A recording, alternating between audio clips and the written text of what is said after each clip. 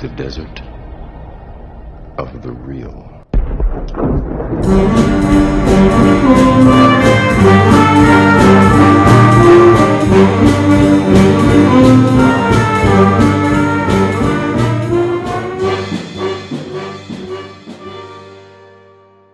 Welcome to the desert of the real, Jason's Choice. I'm your host, Jason Dietz, and joined with me is the zombie of Hollywood. Oh, Ryan Hudson. He just watches what Hollywood tells him to. Oh my The Desert of the goodness. Real, the movie podcast where I force my co-host, Ryan Hudson, to watch amazing movies that he didn't get to watch because he was watching schlock. All right, you know what? What? I've had enough of this. Yeah, whatever. I'm doing the announcement, not you. Here's the problem. Here's the real problem. There is already so many movies to watch from like the 1920s. So why would you watch Harry Potter? Because we'll get to Harry Potter in what, 6 weeks? All the Star Wars crap. Sorry, Star Wars exists. I get the middle Star Wars stuff, but anyhow, you just kicked your own butt. What? Like, that's literally the same argument I would make. Okay, so the There's problem so many is movies. Why watch garbage? The problem is, though, so many movies are coming out right now on all the streaming services, and there's already movies to watch from the 40s, 50s, 60s, 70s, so 80s. Rather than watching 90s. great movies that you haven't seen, you allow Hollywood to dictate to you. We cannot. These are the things that you should watch because we spent a lot of money making them. We cannot say this every time, but you don't know what you're going to like and what you're not going to like. Yeah. But I can make pretty good predictions based on past experience. That's critical thinking. Okay. We're here to ask if the movie Train to Busan, a Korean zombie horror / thriller / family / drama / all of the slashes except comedy. There isn't very much comedy, although there's a little smattering. There's like here 2 jokes in there. In fact, there's a really good joke. Yeah. The big guy's kind of funny. Yeah, he's like the best character ever made ever. Yeah, I might not disagree with that. Anyhow, we are here to ask if Train to Busan has anything deep to say. We're 2 English language arts high school teachers. That is so many adjectives. That's what our title is. With graduate degrees. We could just say English teacher. We could, but then we lose all our ethos. So. Yeah. Because, you need ethos to make a podcast. Yeah, kind of. And we attempt to use our academic training to dig deeply into movies. We explore the creativity, philosophy, film studies, and ethics in our films and push our listeners, which is you, to think critically about your entertainment. Thank you again. We are, I just realized, approaching our 100th episode, which is kind of crazy to me. Yeah. So if you're still here after, what is this, 95? This is our 95th? I think so. 95 episodes. If you're still here, thank you. We love you. We love you. We appreciate you. You are the reason we still do this and spend 5-6 hours a week making every podcast episode. We hope their pillow is always cool. We hope. I don't know. Your hairbrush never snag. Yeah. Can I, Dietz, would you allow me to read a history of zombies and zombie movies?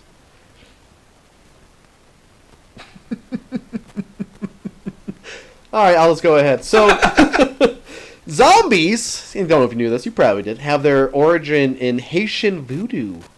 In the 17th century to 19th century. The word zombie originates in West African traditions carried through the transatlantic slave trade.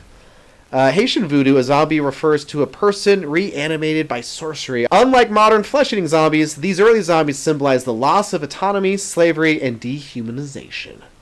And then in the 19th to 20th century, travelers, missionaries, and sensationalist writers exoticized voodoo and zombie folklore, painting Haiti as a land of dark magic.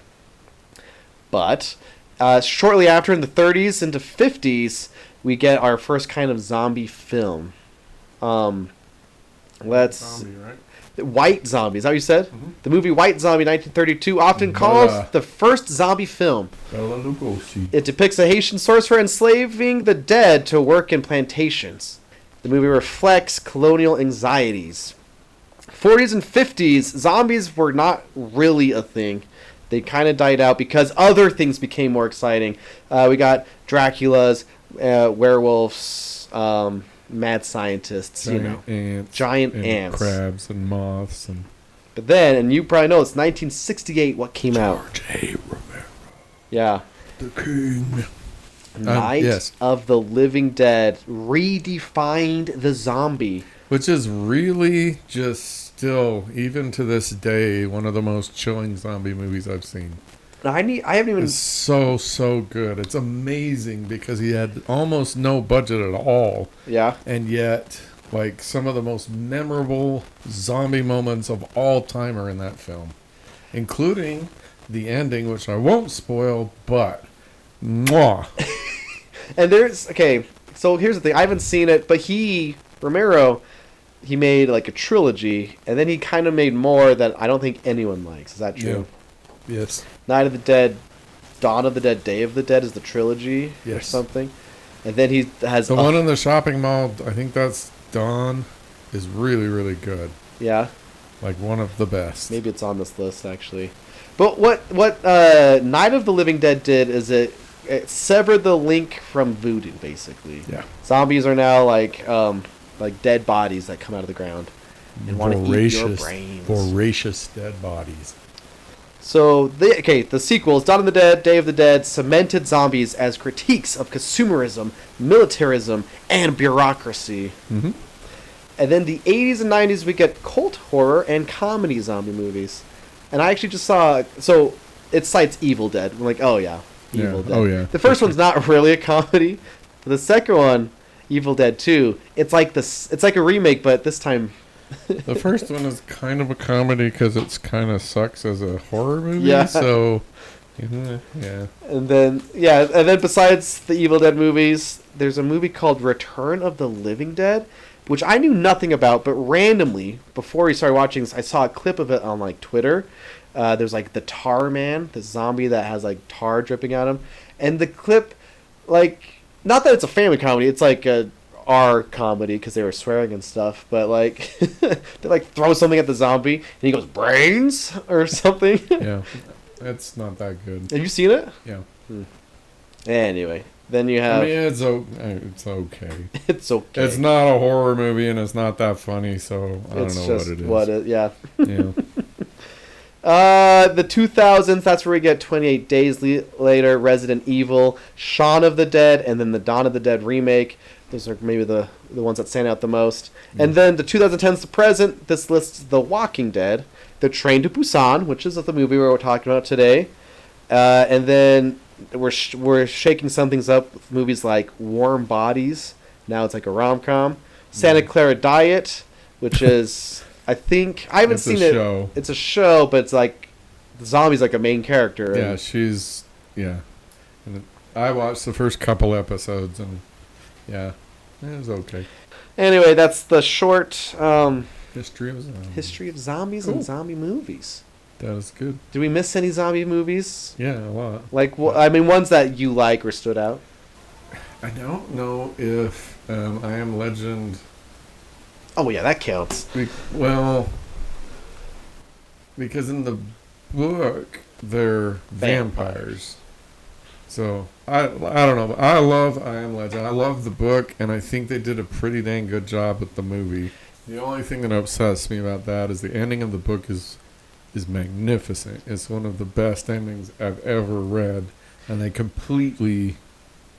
But have you seen the alternate ending? Because that's still not that. They're going that direction. They are, but the whole point of that story is lost, and it just becomes a horror story instead of like this amazing philosophical, eye-opening moment that I won't ever forget. The first time I read that, I'll never forget that. I'm like, oh my gosh, that is amazing. I'm not going to tell you, listener. You should go read it because it's short. Go read it. It's a novella. Wait, any other zombie movies? Nothing immediate comes to mind. But well, there's two. I gotta shout out to one, of course, Scooby-Doo, Zombie Island. Yeah, of course. That's one of the good ones, Deets. Okay. But I will say, with no irony, I love that movie. Cool. I can't say that I've ever seen it. Well, some of our listeners have. I'm sure. That was a good one. So was Witch's Ghost. Anyway, and I mentioned this because I mentioned it, and it's topical, but 28 years later, I think, because the whole thing about 28 Days Later, it was so low budget, it was so gritty, that it's like, wow, there's something about how the way it looks and zombies just meshed together with a lot of people. Yeah. You didn't love it. I don't say I would love it either. Yeah. The sequel, 28 Months Later, is also not very good. There's some fun things. But somehow 28 years later, I got emotional. It's kind of a beautiful way to talk about death. There's also a lot of zombie gore and fun zombie stuff, but there's also beautiful moments dealing with death. And I'm like, wow. Yeah. And it's the start of a trilogy, the 28 Years Later trilogy. No, it's we're getting 28 Years Later Bone Temple this January. So so that it is what it is. What it is. Thing. But it's on Netflix now. If you want to check it out, there's definitely a lot of stuff in it, but there's also some surprising moments. Stuff in it. Okay, cool. Yeah. So I have tons of pros and amazing things that this movie does. I just want to say, I think I already said it, but I think this is a perfect film, one, and I think it is the best zombie film ever made, for a number of reasons, but we'll get to those. But I'm interested, first and foremost, in the realm of horror. What do you think is the most horrific thing that you could make a horror movie featuring or about? I would say probably real life stuff like serial killers or people breaking in. Yeah, and I would agree. Yeah. What's next? See, here's the thing. Because with me, I'm like, I haven't seen a lot of scary movies. It's a huge blind spot. Okay. But when I do watch one, and I'm like, that wasn't scary. I'm like, so I'm more critical on them. Mm-hmm. But if I watch a movie and I have to at that night after I wake up and go to the bathroom and I'm like, ooh, it's spooky. Yeah. That's how I know it's affected me. So what were those? Not the titles necessarily, but what were they about? Oh, probably stuff dealing with a house still, I would imagine. So haunted houses? Kinda, yeah. Because Babadook came to mind, you know? Yep. I watched Oddity, which is kind of, there's ghosts in, right? You know, some spooky stuff. Yeah. And so, I think that response is a common response. Mm-hmm. Our fears, because Pennywise is never going to show up in your toilet. Yeah. Right? Vampires, not real. Yeah. But the closer we get to, this is okay. Yeah, maybe if I open my closet door, this serial killer or, ghost or whatever, the closer we get to it, the more horrific it is. Yeah. And that's why serial killer movies, especially stuff like Ed Gein is weird.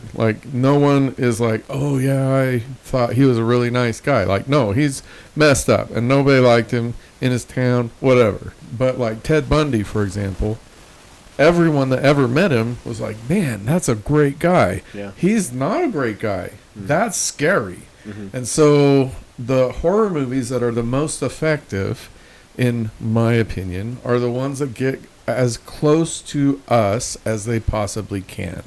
And I think one of the main reasons Train to Busan is so powerful is it does exactly that. every character in this film, like not every character, but every character that's like a speaking character is someone we know. But we know people that are obsessed with their job to, the exclusion of everything else. We know awkward future dad. We know, like, teenagers, pissed off, like emotional pregnant mother. We know teenagers. We know little girls that are in divorced or separated situation, just trying to figure it out. We know these people. And so when they go through what they go through in this film, we feel it. We cannot help but put ourselves in this movie. And, like, we're going to spoil this movie, so if you haven't seen it. Because, let me just say, I was shocked about the number of characters that die. Yeah. Like, this movie does not hold back. No. I would have assumed half the characters, like the main guys, would have survived. Yeah. No, not the case. Not at all. Yeah. Right, which is why this is so powerful as a horror movie. Yeah. Because that expectation has been set up. Not so much like in the very recent past of horror movies, they haven't pulled the punch. Like Smile, for example, does not pull the punch. Like in Smile, you're like, okay, yeah, she's going to figure out how to get out of the curse. She's going to somehow... Nope. Yeah. Oh, wow, she set herself on fire. The end. Right? So very recently in horror, they aren't pulling the punches. But before, very recently, almost every horror movie you could kind of count on, if you like the character, they're probably going to survive. See, that's the stuff that Scream likes to bring up. And and that's kind of the fun of that series. Like, hey, the rules have changed. But, like, a movie that this reminded me of that I just remembered is World War Z. Yeah, that's another one I love. And that's an example of, I guess, the punches were pulled. Yes. But the images, I think, like, compatible, Mm-hmm. Zombies piling over each other, mounting up. That's what makes that one so unique. Yeah, Train to Busan does what World War Z should have done. Just goes all the way to the end. Yeah, I agree. Like, that's a good point. We could kind of predict some of our people we like will make it. They will survive. Like, that's another reason I really got annoyed with The Walking Dead was, like, how many, zombie encounters where you weren't prepared for the zombie can you possibly survive? Well, the answer is if you're a main character that we like, all of them. So I'm like, no, see ya. That's kind of like, I have another example of that, but in the last season of Game of Thrones, which is awful, there's a big battle that's been building for 8 seasons with the zombie army. Yeah. Anyway, it's kind of like, how did those guys survive that? Oh, because we cut to something else. We cut to... Anyway, it's frustrating when that happened. And so, so that, what you pointed out, goes very nicely with what I was building with. The closer a horror movie can get to us, the scarier it is. Because, we expect our neighbors are going to be our neighbors still. Yeah. Our kids are going to, we're going to outlive our kids. We're going to whatever. And this movie gets so close that almost literally everyone that you care about in this movie dies. Yeah. And when it kept happening, I was like, all right, here's our surviving team. Yeah. No. Yeah. And so one of the, like, I routinely kind of go through best horror movies ever made. And this is in my top 5. Mm-hmm. Because of that. Because there's no safety here.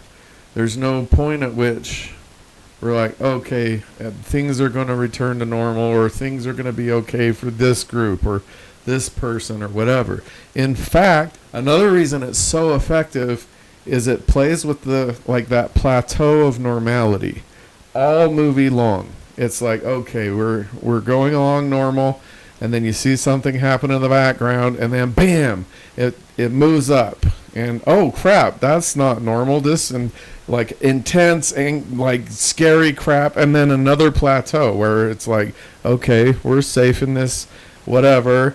We're walking, like, when they disembark and they're walking through, okay, this is safe. There's nobody here. Bam! Oh, wait, there's no, oh, crap, and run. And then we're on the train. It's safe in this car. No, because their people are hiding. Oh, crap, duh. And so the whole time, like, in our lives are, for the most part, tend to be very plateauy. Yeah. With occasional jumps up or occasional dips down. But for the most part, our lives are pretty plateauy. Yeah. And so because we are so invested in these characters, another reason why this movie is so powerful is I'm in. Like, I feel that dad. I have, at various moments failed something for my children. I have failed to do something, say something, be somewhere, whatever. So I feel that guy. Yeah. Like, he's trying, kind of, not really at the start, but he's like, oh crap, I gave you a wee last birthday and the birthday before and this birthday. Oh crap. But by sucking us in and saying you are this character, or you are like this character, and then they go through this not nice plateau of life, but like constantly ratcheting up and up and up. That increases the horror of this. Like the expectant father and the expectant mother. I've been there. Totally been there. I've been on a plane with my expectant mother wife. And what if? You can't help because they're so relatable. They do such a good job with the characterization. You care about all of them. And that doesn't happen very often in film generally. And that certainly doesn't happen very often in horror. Yeah. So, well, I wonder if it's because they just seem real, Right. Movies and books and shows need flat characters. You can't round everyone. This one comes close. This one comes close because they just add enough detail where it's like, okay, I can see the dimensions of this character. Yeah, absolutely. They're not just an archetype. Even I think they're sisters, like the older sisters. They're only in the movie for maybe a minute total. Yeah. But we get them. We know their relationship. We understand the depth of how much they love each other and want to protect each other. And they're only in there for a minute. Yeah. So if this can be done, Hollywood, my dear Hollywood that I love occasionally, why can't we do this with all of our movies? Why can't we have great film all the time? We have enough garbage. Give us some characters to love. Give us ourselves so we can see how ourselves would be in fill-in-the-blank situations. Okay, here's the thing. I wonder how much of it is a culture thing. Because, something I have to say, the old Korean women is a trope that I love because it's in K-pop Demon Hunters. Like, amid all the crowd, there's always just that are always exercise, walking and stuff. Yeah. But I found one thing, how this movie kind of reflects South Korea culture. Oh, cool. The film reflects South Koreans' anxieties about rapid modernization, economic inequity, and collective trauma, including echoes of past governmental failures. I wonder if, it's probably, if you're from South Korea, you can see how people or the culture worries about rapid modernization and economic inequality, Yeah. But I feel like even for an outsider to the culture, we can get a sense of that. Yeah. Like, there's this great little news broadcast sequence where this government official's like, everything is fine. The government has everything in control. There's nothing to worry about. See, that's a universal thing. Yeah. And And so we're like, oh, yeah, we have a government like that.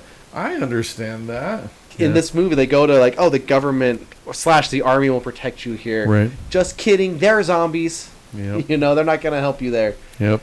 The things set up to protect you aren't there to help you. Right. Yeah. And that's brings the horror. I mean, that particular move is pretty common in zombie movies, but the way that they pulled it off and the complete trust of everyone on that train that they were going to get taken care of makes it horrific. Well, I made a note of it, how like everyone's just calmly going down escalators. They're just, it's like it'll be okay here, and that's fair. You expect that. You're told that here's the systems in place to protect us. Yeah. We can go down these escalators calmly. Yep. Let's see here. Well, I actually have a question for you. What deep symbolism is it that they're going to the mother? I was trying to wonder if like they're going to her mom basically, and I'm like, there's gotta be who? Like the guy, the father yeah. and daughter. I know they're divorced, but I there's gotta be some sort of deeper symbolic meaning, or maybe just connections to other stories about what we're going to mom basically. Well, I mean, in our lives and in horror generally, the mother figure is the protector, the guardian, the safe place. There's nowhere safer than your mom and being with your mom and around your mom. Yeah. Like, she will protect you. You've never felt safer, hopefully for everyone, than your early childhood when your mom was there. Yeah. And so there are multiple moms in this movie. Yeah. And every single time the mom shows up, it yanks it away again. Like that safety is not there. It's not there. It's not there. And so that's another thing that makes this movie so unsettling and horrible. So like we have her name is Suan, her mom, like the main character's ex-wife. Yeah. And the mom obviously is trying to help the girl. She's like, come to me. I will, protect you. I'll take care of you because your dad's too busy, blah, blah, blah, blah, blah. And then early-ish in the film, the main character's mom calls. Yeah. And that is a heart-wrenching phone call. Because he's listening to he lived with his mom. Yeah. She lived with them Yes. at the beginning. And she's like, I love you. I want you to know that. And we listen to her change. Yeah. And it's got to tear him apart because he's living with his mom. She's always been there. She's always taken care of everything. That's gone. Yeah. We've got the expectant mother, and she's in this state where, she's looks like she's 8-9 months pregnant. She's pretty dang close to giving birth. And so at that stage, that is the moment where, in the motherhood arc, where she's the most vulnerable, and so she can't really protect. Mm-hmm. I mean, she can give her life to protect her unborn child, but as far as being able to actually protect, she needs her husband or other people to help, just like in real life, and also they die. And so the protection for the unborn child, the protection for the expectant mother is gone. Mm-hmm. And then at the very end, even the crappy businessman gets humanized because he just wanted to go be with his mom. That's why he wanted to go to Busan. The thing. I mean, he sucks. And he sucks. You hate him so much. But like you said, people like that. Right. And then when you find out he's going to his mom. Yeah. The mother, I think, is the symbol of safety and protection. And like the mother hen, for example, will give her life to protect her children. And so that recurring over and over, and the movie refusing over and over to allow the mother to be the protecting force is just another aspect of what makes this so good as a horror movie. Yeah. Yeah. I like that. That makes sense and so obvious when you say it, but I'm like, because specific movies that are travel movies, we have to get to the place. Like even Mad Max Fury Road, it's essentially get to point A to point B type of movie. Right. And this is the same thing. And in this case, point B is mom. Yeah. We got to get to your mom. Yep. So I like that. Very cool. Get to safety. Mom is safety. Yeah. There's a video essayist, Patrick Willems, who I've cited him before, but he has a couple of videos where he talks about train movies. He says the beauty of train movies is because it does two things at once, and it's impossible to do that in other situations, because a train is a location, but also a moving vehicle. Yeah. So you're always moving no matter what, but because of how but you can also, it's a setting as well, which is really cool. Like planes are similar, but trains are cooler. Yeah. You know what I mean? Sure. Yeah. Like they gotta go through the cars. The train is also moving. Yeah. From city to city. Yeah. So the train is a storytelling device that can do multiple things at once. Yeah. That's why you get like, I don't know, Murder on the Orient Express type of thing. And the other thing, especially in horror movies about trains, is there's nowhere else to be. So, I mean, admittedly, this train stops twice in this movie, but for most of this movie, there is nowhere else. And that's one when of you can't leave. Right, and that's one of the reasons why a lot of horror movies are less awesome, because they try to do that. But, like, if you're locked in a house with somebody trying to kill you, get out of the house. You break a window and you get out. It doesn't matter if the door's locked. You break the frickin' window and run. Mm-hmm. And so, but this movie, that you can't do that. There's nowhere else. You can hide. You can stay where you are. But those are basically the only two options if you don't want to face the horror in the next car. So yeah, it's also a reason why another train movie, my other favorite train movie, Bullet Train, works so well. Because everything is contained. There isn't anywhere else to be, and so the whole story has to play out whether you like it or not. It's gonna play out. So yeah. So I didn't know the story of this movie. I knew zombies and train, and like it's about 2 hours long. So going into it, like, how do you make a zombie movie on a train for 2 hours? But you know, we get time beforehand. You get the setting up. And then, like you said, there's 2 stops, and those 2 stops make a lot of excitement. Like, I was unprepared for the drama, meaning the emotion. Yeah. And I was looking at some YouTube videos, and so many of the comments was like, I never cry, but I cried to this movie.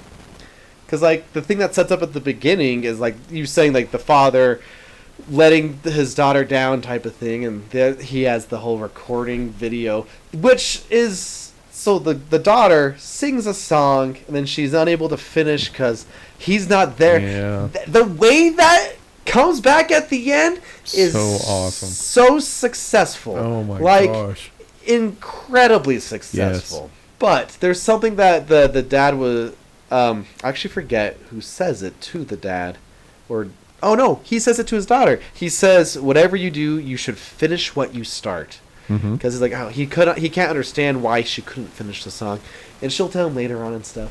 But he, if that's his mindset, that's how that's kind of his character growth. You gotta finish what you start, because he's all like, "Yeah, I gotta do business."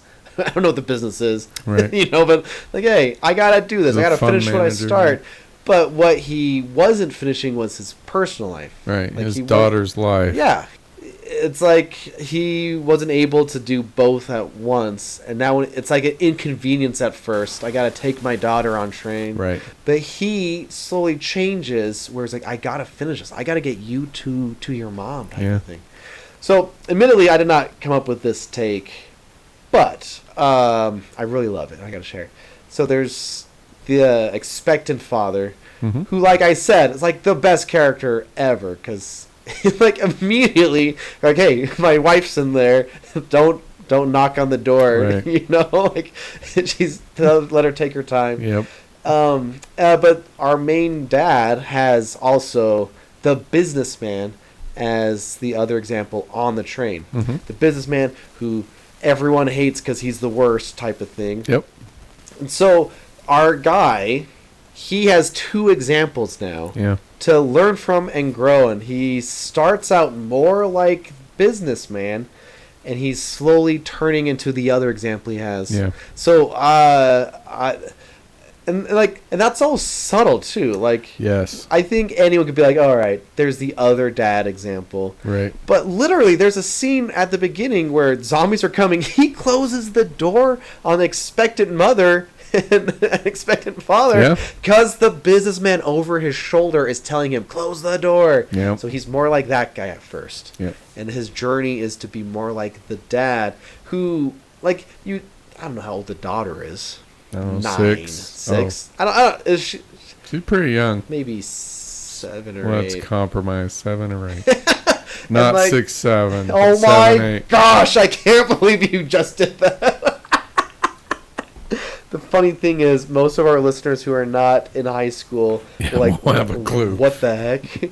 Anyway, but like, oh, he's been a dad for 7 years, let's say. Yep. He should know better. No, the expectant dad is the better father, and he doesn't even have a baby. It's true. And that's part of why he's so awesome. It's because, like, he'll call out the main guy, like, you shut the door. Like, why did you do that? And also, in the airport, everyone saw our dad, the main guy and the daughter, go off sideways because he's still selfish at this point. He's like, I'm going to go take care of me. And in my class, we're going over Lord of the Flies. And today we went over id, ego, super ego. And like, he's diving into the id, like, what's best for me. Yep. Obviously, it doesn't work out for anyone at that first stop. But the expectant dad is like, he goes out of his way to save him, Yeah. And then they close the door and stuff. And I just love how at that point now, people are separated. It's like, it doesn't matter. We have to get through the next, like, 3 doors. Yep. Or 3 cars. Yeah. And that's the part that kind of reminded me of The Last of Us. It's like, you got to go in there and kill these zombies type of thing. Yep. And then get to the next train where we got to kill those zombies. Yeah. It turns out there's something we can use to sneak around. Right. Which is, again, that is what I think makes this movie better than all other, I'm going to say all other horror movies, maybe.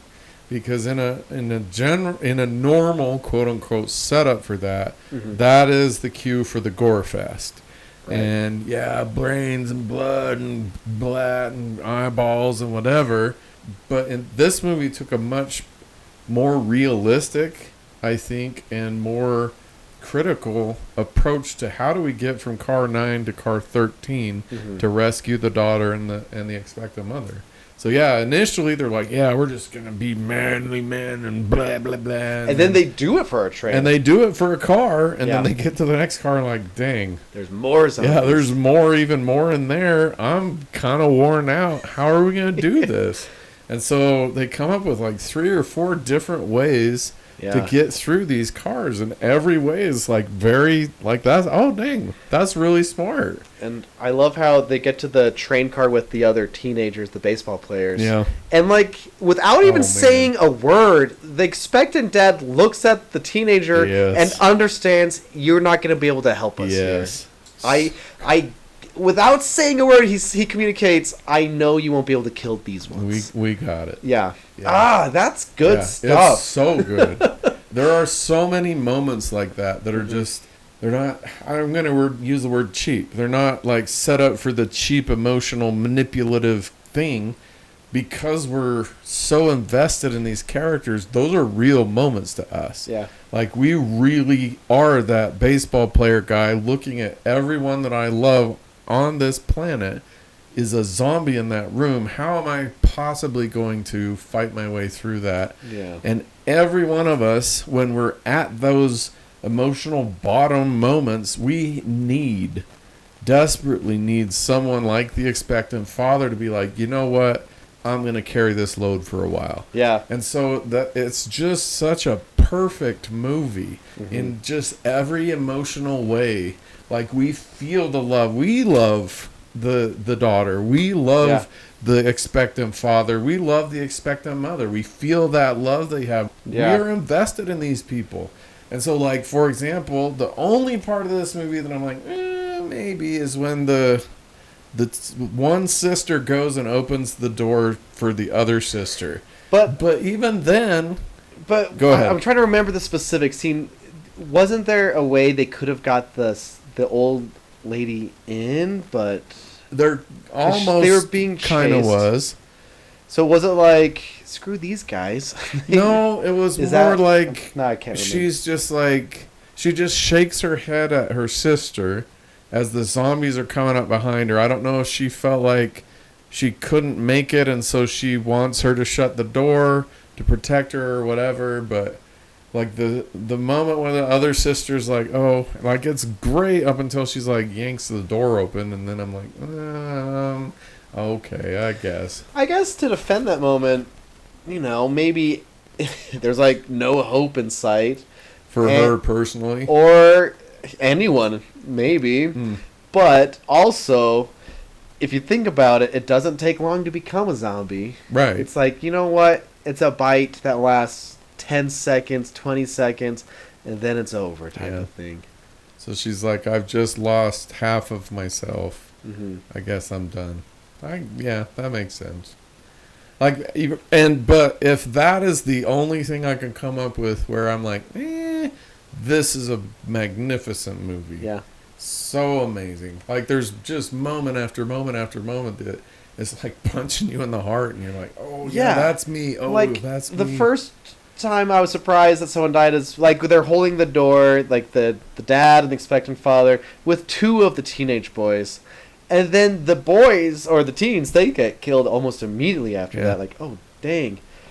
And then like it sucks when the expectant father dies. Like, well, that is like they're trying to hold off everyone, all these people, so that the daughter and whoever else is with them, he gets bitten. And we can just, again, not even saying a word, we can watch the expectant father's brain processing. What am I going to do? How am I going to?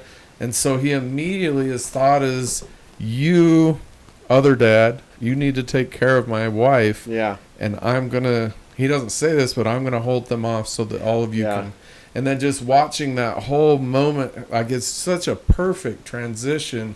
He's like holding and you see his eyes start to go to zombie, and he's fighting the zombiness, and then he's losing. The whole time we're like, oh, come on. And then he loses it and becomes a zombie. Like, that is heart-wrenching. And like it even logistically, it's like, oh, he got bit in the hand. It takes a little longer. Yeah. It's like, it all makes sense. He's holding the door up until the very end. Yeah.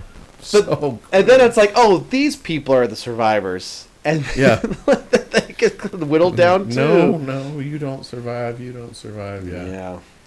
But anyway, that transition of the dad, he's shunning the businessman, embracing expectant father. Yeah.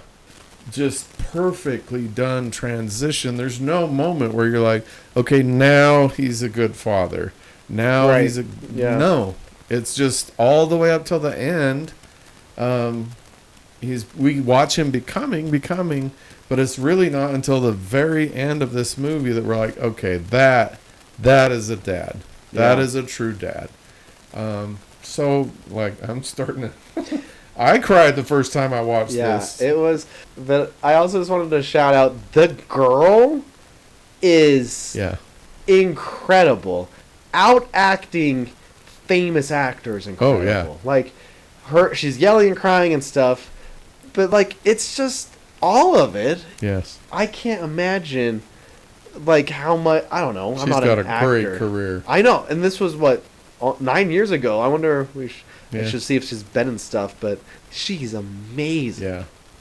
And that final scene on the train, I don't think there's anyone that could watch that and not, I mean, maybe you don't cry, but not be like feel her emotion. Yeah. Feel the dad's emotion. Feel the expectant mother who's there. Like, what am I supposed to do? How am I going to help this little girl get through this?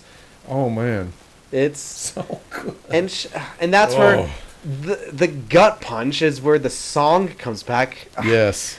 It's okay. It's so effective because now she can finish the song. Yeah. It's we are like just saying how good it is, but it's so well done. Yeah. this I genuinely have movie. I don't have anything and I was trying to be critical watching this time, looking for this doesn't work or this is a flaw. Like, I genuinely have nothing to say other than that one moment with the sisters, and that's it, I think.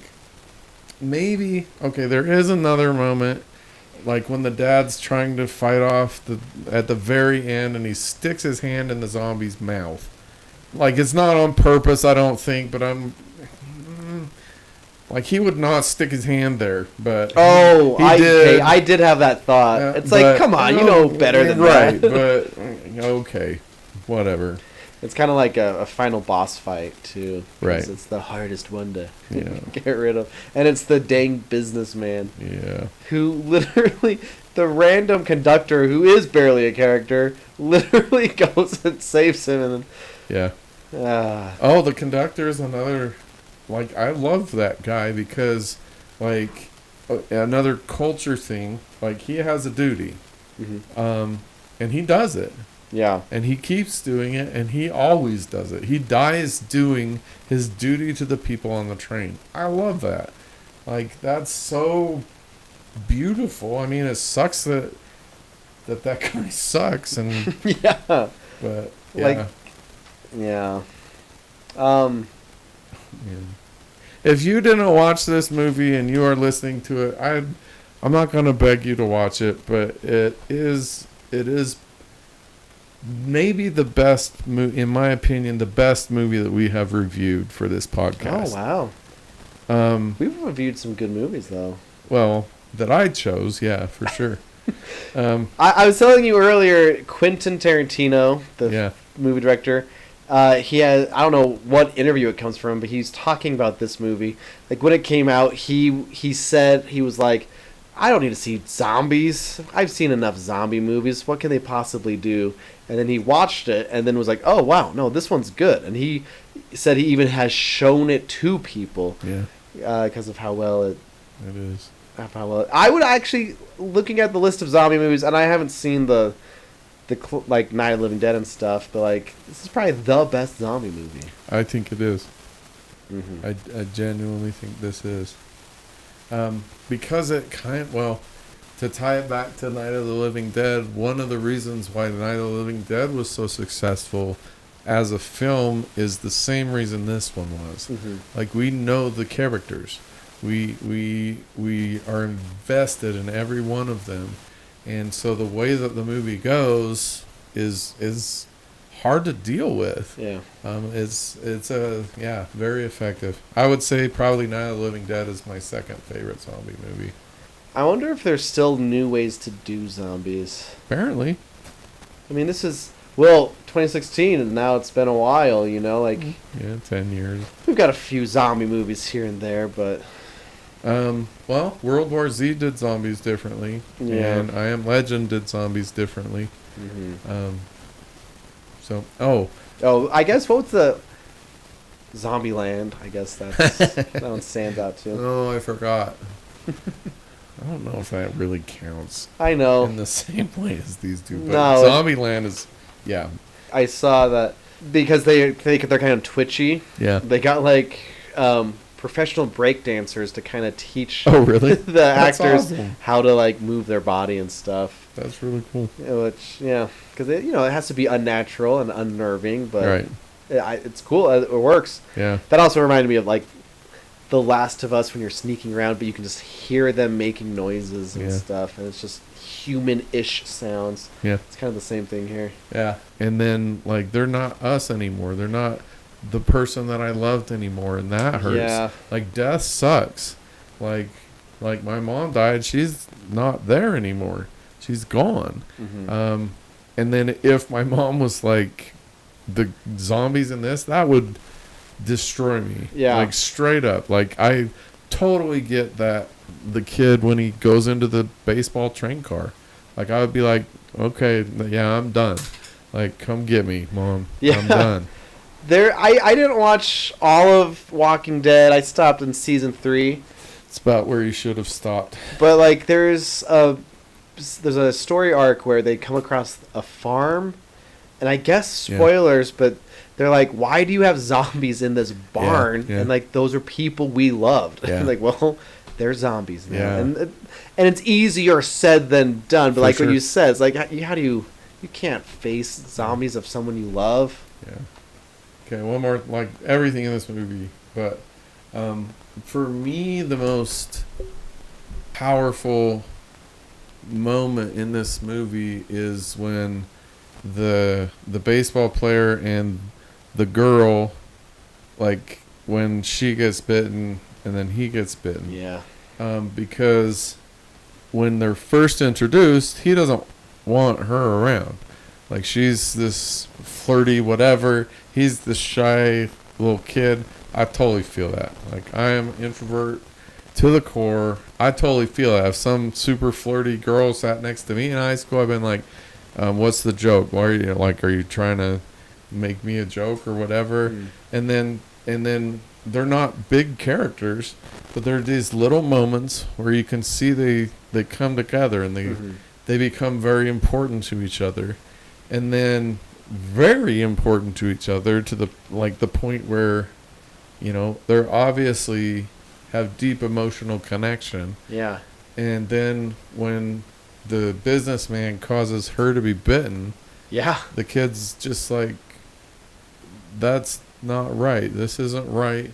And he just lays down and holds her until she bites him. That's just like, if that was me and that was my wife, that's exactly what I would do. Yeah. I wouldn't really have any other option but to hold her until she died, and then I died. Like, it's just I guess I don't want all movies to be like this, because then we couldn't really appreciate this. You know what? So. There were zombies in Pirates of the Caribbean on Stranger Tides, if you think about it. Wanted to kick you while you're down, I think. Okay, all right, here's something. Isn't this a Netflix movie? I don't know. I don't know. Because I wonder about this all the time with new movies and streaming specifically, how movies could live longer. Like, for example, like, you won't find this movie just channel surfing, you know? Train to Busan? Yeah. Well, I don't know that that's possible for any movie really anymore, right? That's what I mean. I'm like, this movie is so good. And actually, there's a number of movies we've watched that you've recommended that are specifically only streaming. You can't even buy them on DVD and Blu-ray, which you should. Buy physical media. Deeds and I were talking about this right before we recorded. But, like, I think young children killed physical media for me. Well, now you're never going to buy another Your children are DVD grown up now. CD They're not going to life. scratch your DVDs anymore. But I wonder how movies that are good, like, how can they live on past just streaming them, you know? Like, and this isn't just a Train to Busan thing. This is like, hey, some of these movies will be born and die in this one location because it's the only place you can watch them, you know? Yeah. Like, wouldn't you want a DVD of Train to Busan? No. Well, you should. I can't edit it. I guess but that's like true. Caliber, That's for example, is another one that I think is dang close to a perfect film. But or, like, I Am Mother. Yeah, I Am Mother's another one. And there are people who will never watch those because you have to have the right streaming thing, as opposed to, I don't know, like... I mean, that's fair. But the other side of it is also true. We have so many more movies made now, so many more options made now than we did, you know, when I was growing up, that maybe that's the trade-off. Like Caliber or Train to Busan might never have been made in a Hollywood where we can only make X number of movies a year. We only have this much money. But I will say this movie has broken the mold. Like I said in the thing I read earlier, it was listed as one of the defining zombie movies. Yeah. And so this one is the exception to the rule. Right. But I'm trying to think of people I know in real life, like, who probably have not seen this. But there's probably a lot of them because... I mean, it is a horror movie. Yeah. But it's also just, like, it's so much more than just a zombie movie. I think that's saying it's the best zombie movie kind of doesn't do it justice. Because that's fair. It's honestly the best of a lot of kinds of movies, I would say. And I think, like I said, restating, but, like, the ending and how powerful it is... Yeah. It's... like flawless ending. Mm-hmm. Actually, that leads me to my idea, my thought I have. And I'm also borrowing some of this idea from some other places. And I suppose if I was to assign a film lens to it, it's probably the feminist film lens. Okay. And you already talked about the mother thing, but this one's a little bit different. Okay, so the two people that survive at the end is the little girl and the pregnant mother. So you could say that literally the easiest targets, I guess, like the two people who, in theory, besides the old ladies, that would be easiest to like get killed off would be this child and the pregnant lady. Yeah. But they're the only ones to survive. So on one hand, this is showing off the sacrifice of the two fathers. Yeah. Like yes, it did matter. All the stuff they did paid off because the expected mother and the daughter survived. Yeah. Like, it wasn't for nothing type of thing. So that's does that, which is satisfying as an audience because we, like I said, best character is the expectant father. And then we like the dad now. We didn't like him earlier on, but it worked. Like, the daughter will live on, you know? Yeah. But also, I guess with the feminist film theory in mind, they're the contrast of the masculine characters, you know, like the businessman they're the guide now for the morality of the film. Like it in the end, we needed people to protect them, but the fact that they survived, it's a more powerful message than, I guess, if, like, you know, the random homeless man survived too, right. Or even the teenage boy survived. Right. I think there's something important about specifically the mom and the girl. It could be a critique on masculinity, maybe. Like, in the end, who's the one that's there? It's not the masculine guys, but then we like half of them. We don't like the businessman who literally pick up and throw people at zombies. Yeah. That's a different type of masculinity. Mm-hmm. But like the fathering masculinity, I suppose, is the one. But I guess, I don't know. There's something about like hopefulness, I suppose. Like, literally, it's like a sandwich of awfulness and death and people and everything falling apart. It's at the center. They literally walk through this tunnel of the unknown. It's like framed at this way, like they don't know, they don't see the ending, and then the people on the other side, the soldiers, they can't tell who they are. It's literally a darkness, like they don't know. So they could symbolize hope for the future.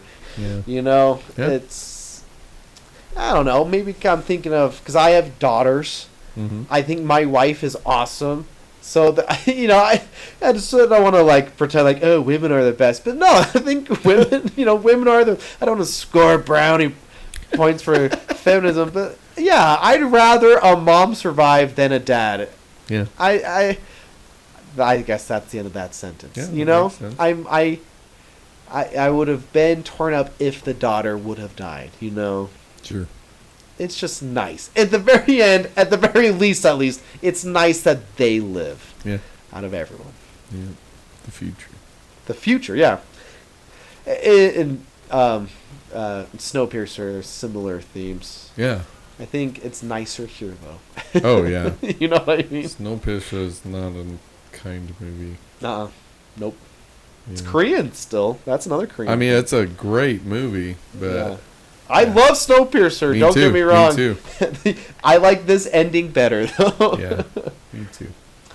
Yeah, I think your take is excellent.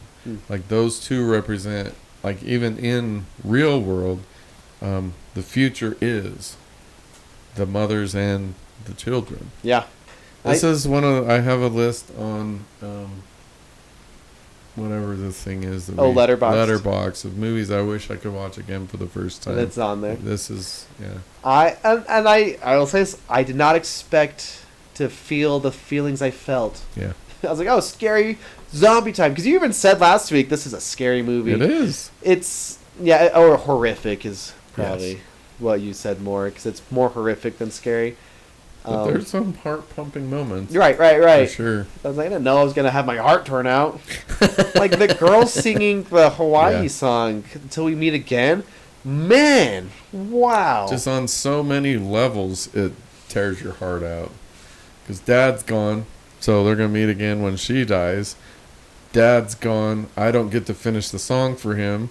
Dad's gone. I am finishing the song for him because he wanted me to survive.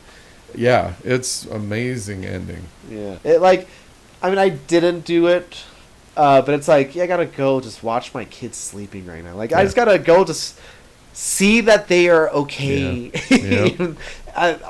Anyway. Yeah. Yeah. I mean, there's philosophy all over. We kind of touched a lot on it. Yeah, hit us. Do some quick philosophizing. Well, like, here. Kind of the main open question in philosophy. What is one human being's responsibility to another human being? And I think in a lot of ways that is the core and the most important question that philosophy asks of us. And so the answers obviously range from Nietzsche and Machiavellian answers where your responsibility is nothing. You live for you. That's it. Like I think we talked about, Nietzsche at one point said, I don't remember the exact phrasing, but the idea was that Jesus Christ was one of the worst people that ever lived because he convinces everyone that they should sacrifice themselves for other people. And he would say, no, absolutely not. You live for you. To the other extreme where, you pick any world religion, that is at its very most core, that is the life advice. Like you are responsible for being the person that lifts everyone around you. Yeah. That's in Christianity, that's in Buddhism. Buddha, after he was enlightened, he was supposed to just kind of go on, but he chose to come back and teach. And Jesus Christ, same thing. Muhammad, same thing. And so I guess this movie's answer is, we are responsible for the people around us. If we have a set of talents or we have, means or opportunity or whatever it is to lift someone else, take it. I think this movie would say we have the responsibility as human beings to take those opportunities. And I don't know all the ins and outs of Korean culture, obviously. I'm not going to. Yeah, but you get the sense that they have a better way of life at that compared to like America or something. I would say they're definitely more collectivist. Yeah. Like I've seen, for sure. And maybe I'm mixing some things up with Japan, but like I saw a video once comparing side by side, like, a train stops and arrives, they're just queued just because they're in line, or versus like an American, like people are pushing to get in and out type of thing. Yeah. I think there's something about, I guess, Korean society that's probably more aware of taking care of others too. And the unspoken social norms are much higher in Eastern cultures than they are in the United States. We were talking about, or I mentioned even earlier, id, ego, super ego, because I was going over it with my class today. And you mentioned, as a society, we're pointing more toward the id. Like, how can I make things better for me? Yeah. But super ego is the opposite. It's like, what's best for society in a way. Like, hey, what rules should we all follow to be the best version of ourselves? Yeah. And admittedly, neither one of those necessarily are the best. Right. But, like, the ego, the middle, it's like you're picking and choosing. Right. Yeah. Yeah. How can we help others? Mm-hmm. So, since probably all of our listening audience members are United States people, that's where we live. And that's kind of the, I don't know, I think it's a weakness, honestly, of U.S. culture. Like we are the most individualistic culture on the planet. Yeah. I don't think that's a strength necessarily. There are strengths in taking care of yourself and Right. your own, but I feel like Like the expectant dad. Right. He's a big buff guy. And taking care of his own Yeah. first. And so that's good. But I think, generally speaking, we miss a lot. But of the reason why we are here is to learn how to be good human beings, how to be the best human beings. Mm-hmm. And I don't think that is possible without sacrificing for other people, without, going without so that someone else can have. So we were talking about mothers earlier in feminist theory. One of the biggest strengths of femininity is motherhood. The power of a mother loving a child and being willing to do anything to make sure that child lives and is happy and successful is unmatched anywhere else in human experience. That is the raw power of being willing to do things for people that can't do things, to use your talents to benefit other people. Mm-hmm. That's the raw power. Great mothers are the pinnacle of what it means to be human. Just like, I don't know how else to say it. There is no stronger shaping force for the future of humanity on this planet than mothers. I mean, 0 to 6 psychology. 0 to 6 are the formative years. You become at your core who you are going to become in those first 6 years. And in the traditional family, those 6 years belonged almost exclusively to mothers. I'm trying to because the power of this Train to Busan, like you've already mentioned, is mothers. Trying to get to the mother, the safety of the mother, the power of the mother, the pull of the mother. I feel like our society has done us an enormous disservice in I'm going to say relegating motherhood to a second tier or a third tier choice for women to be. And you Okay, know, I'm probably going to get you can cut all fired that, and yelled and whatever. I'm probably going to keep it because you know what? Dadgummit. So I suppose, because here's the tricky thing about specifically, like when we say the feminist lens, we don't mean like the feminist movement, Right. But since we're here looking at it, historically women have not had an equal fair share of Right. things. And that's why there's 4 different waves, because at 4 different distinct things, like, oh, maybe we can change this type of thing. That's what it is. This in the needs end. to be equal. This also needs to be equal. This also needs to be equal. Yeah. Yeah. But somewhere in all of that equality, the power of motherhood has been just kind of relegated to, oh yes, we could also do that, but there are so many other better options that we can do. And I think that is a huge mistake. The power to shape literally everything about the next generation. The entire history of the planet is shaped largely by mothers. And I kind of understand it because prior to the 60s, women were seen, not heard. You have your responsibilities in the kitchen. Your job is to be barefoot and pregnant. See, that's why you need the second wave. Right, I get it. I get that. But in correcting that and by leaving that behind, all of that, the feminist movement sacrifices what is the ultimate power on this planet, which is the power to shape the minds of the next generation. And so, again, that's why I feel like the power of the end of the Train to Busan is so perfect and complete, because in a very, very real sense, the people that survive the Train to Busan are the complete future of, in this case, South Korea.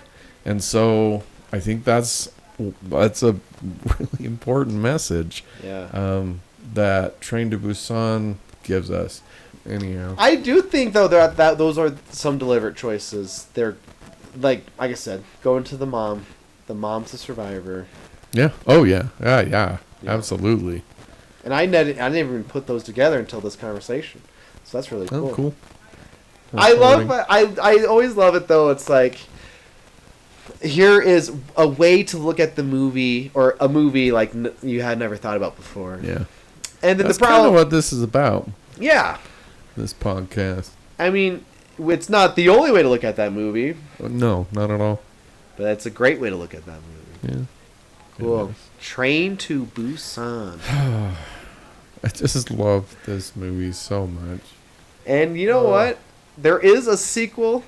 Yeah, I don't think we should touch it. No, you know, we're not going to. I've heard bad things. I boycott. It's different characters. It's the same director, which would be the reason. Wow, that's really interesting from what I know about what they did with this. Yeah, but I think this one's so good. We'll Yeah. pretend like it doesn't exist. Yeah, and in fact, I think this is another piece of evidence for my claims about sequels. You know, you make a perfect movie, you stop. I was trying to explain to people what your deal was.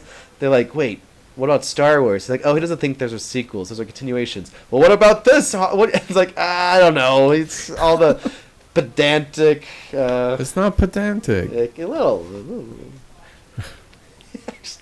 I think Pirates of the Caribbean is a perfect example of what you could do following up a perfect movie. I don't know that what is the name of the first one? Dead Man's Chest. I don't know that Dead Man's Chest is a perfect movie necessarily, but it's pretty dang good.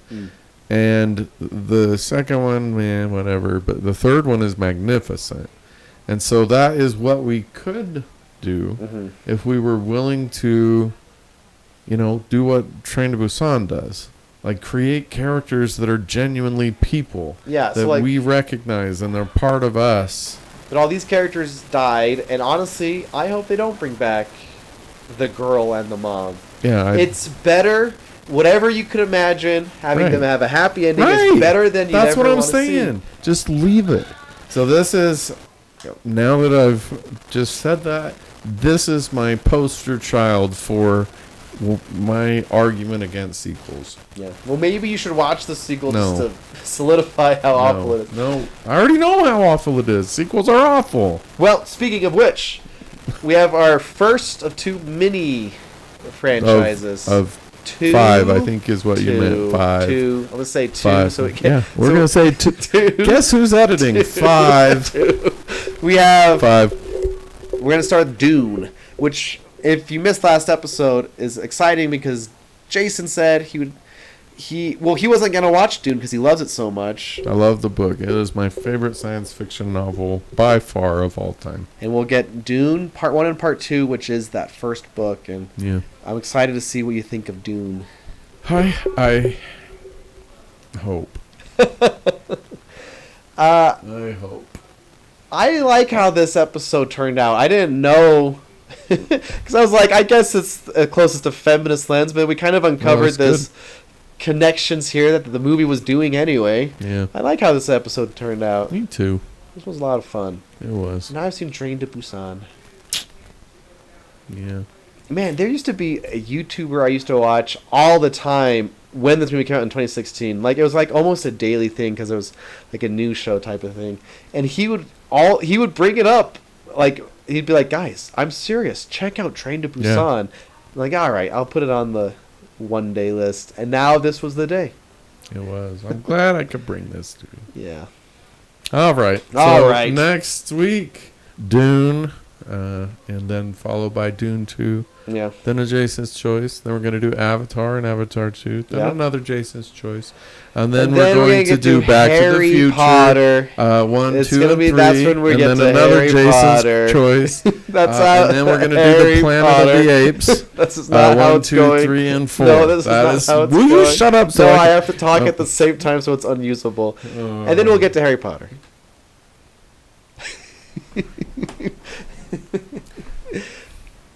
I feel like that's just like pushing the green beans to the edge of your plate and eating everything else.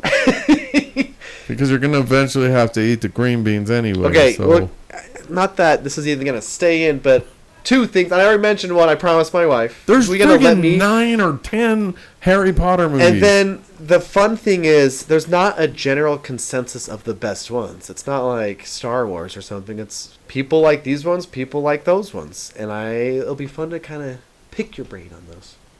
Yeah. We can't ignore them forever. But that's not a reason to watch them. Yes, it is. They made the most money. So... Desert of the Real is a movie podcast where I forced my co-host Jason Dietz to watch big blockbuster movies he's refused to watch because he didn't think they were worth his time. I'm going to rewrite that. All right, we love you. We do love you. Thanks for listening. Call your moms. Yeah. Hug the women in your life. The women in your life. And think critically. Please. We love you. Bye. Bye.